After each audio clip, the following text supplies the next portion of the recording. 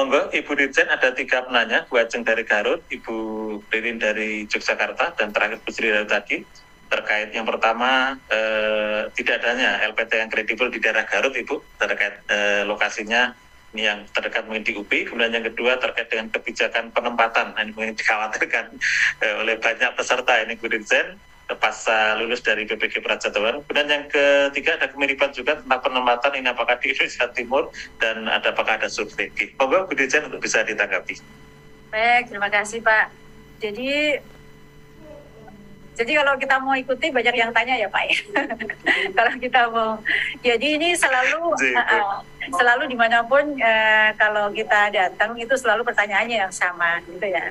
Terkait dengan PPL nanti PPL ini nanti LPTK yang akan menempatkan ya. Jadi sekolah-sekolah yang dipakai ini adalah sekolah-sekolah yang sudah ada masuk kriteria sekolah-sekolah penyelenggara IKM, sekolah penggerak, seperti itu ya. Desain awalnya sebenarnya nanti arah kedepannya itu mereka akan ditempatkan di sekolah-sekolah yang akan guru-gurunya pensiun, sehingga dia sudah seperti kampus Merdeka itu ya, magang, kemudian nanti setelah magang gurunya gurunya masuk gitu ya. Itu arah ke depan kita. Tapi saat ini itu belum bisa dilaksanakan, masih dilaksanakan di sekolah-sekolah yang menjadi rujukan. Sekolah-sekolah yang menjadi rujukan untuk PPL. Jadi ke depan ya arah mulai tahun depan akan seperti itu. Lalu terkait dengan penempatan ya, sebenarnya penempatan itu mahasiswa PPG itu sebenarnya kan sudah tanda tangan surat ini ya, tanda tangan ini enggak fakta integritas enggak? Iya enggak Pak? Tanda tangan fakta integritas enggak waktu daftar PPG? Tanda tangan ya fakta integritas.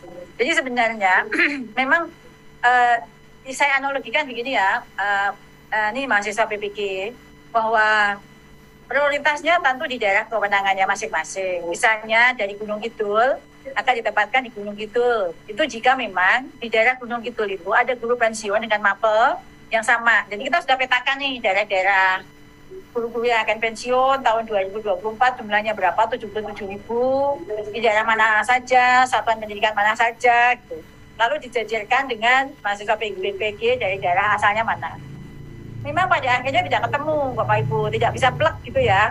Oh yang pensiun 77.000, yang dari Gunung Kidul itu bahasa Indonesia akan pensiun 5, matematika akan pensiun 7, sejarah akan pensiun 3, mahasiswa PPG-nya dari Gunung Kidul nggak ada yang sama.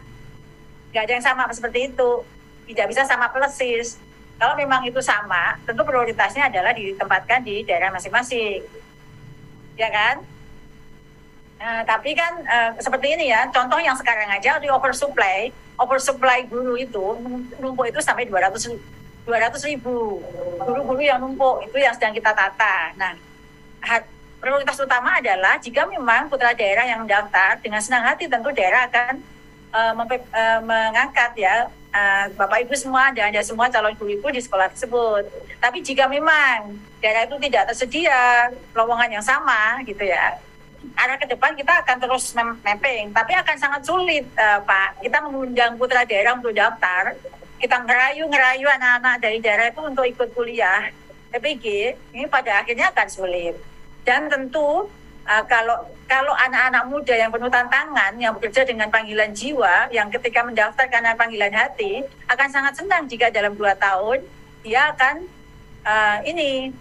bekerja di daerah lain. Kita sedang menyiapkan berbagai macam benefit bagi mereka yang bisa mengabdi 2 tahun di daerah-daerah tertentu, seperti dapat yang sedang kita pikirkan untuk itu.